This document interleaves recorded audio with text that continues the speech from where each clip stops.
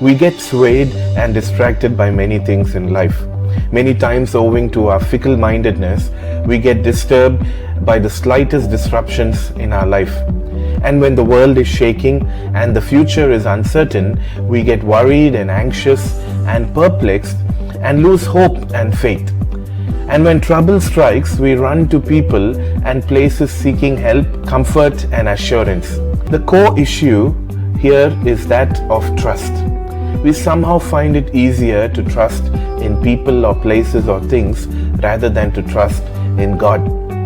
But with trust, my dear friend, comes firm hope, indelible confidence, and constant reassurance.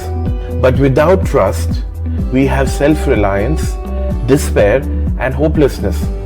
So the key question is this: who should we trust, and how can we grow in our trust?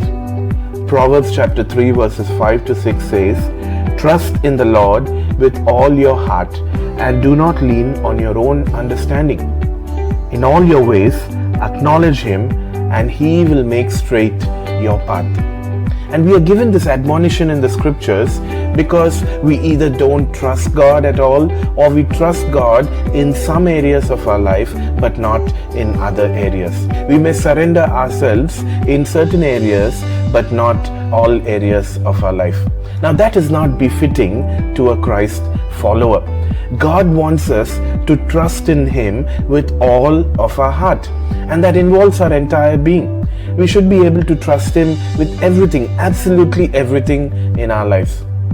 That's why Psalm chapter 20 verse 7 says, "Some trust in chariots and some in horses, but we trust in the name of the Lord our God."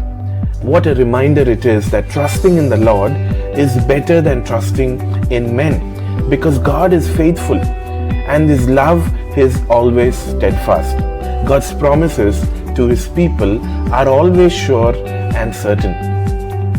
Another passage in Numbers chapter 23 verses 19 says, "God is not man that He should lie, or the Son of Man that He should change His mind. Has He not said, and will He not do it?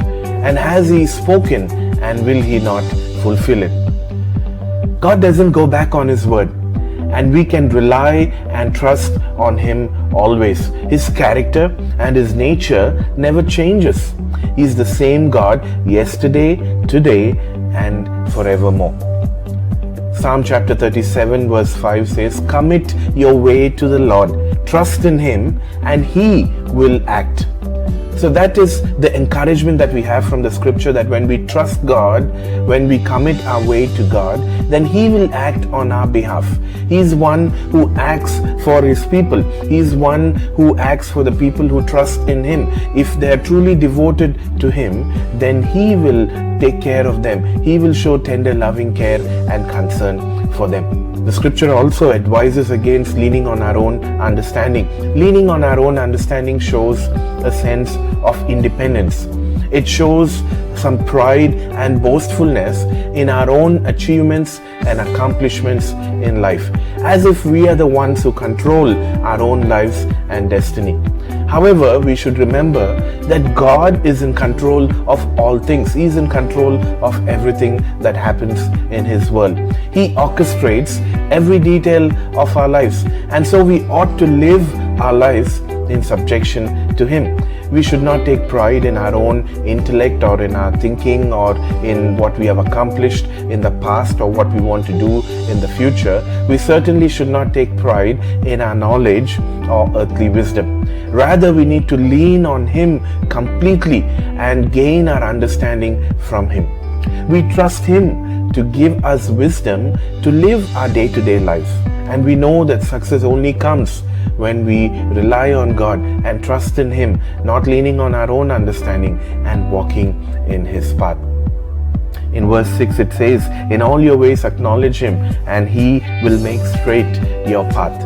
We are encouraged to keep God first in all that we do. Now we may plan many things both for the present and the future, but all those plans are futile if it does not involve God. If God is not in your plans, then all the plans that you may make for your life are just useless. We need to give Him first priority and our plans need to align with His priorities. And so what matters to God and what is in God's heart ought to also be in our heart and matter to us as well. It is prudent and wise to acknowledge God in all our ways and in our plans and in our thoughts as well. Ultimately, God's purposes should be accomplished in our lives, our plans, our thoughts, and our actions. And what a blessed assurance it is, isn't it? That when we do things according to the will of God, and when we lean on Him for our understanding, when we do not use our own knowledge and intellect but trust Him for heavenly wisdom, the scriptures tell us that He will direct our paths. How wonderful it is that the Creator God, the ruler of heavens and earth, the one who carved you and me and shaped us even in our mother's womb, the one who is now seated on the throne with all authority and power and dominion over all things, cares for you and me. That He is interested in us and our welfare, and that He is willing and wanting to direct our paths if only we let Him do that. And that ultimately He can use our lives for His glory and for His honor. Dear friend, would you trust in God with all your heart? Would you rely on Him rather than your own understanding?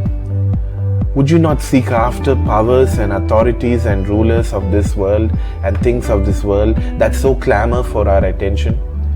Would you take those areas of your life which are not yet surrendered to God and surrender your entire being to Him and Him only?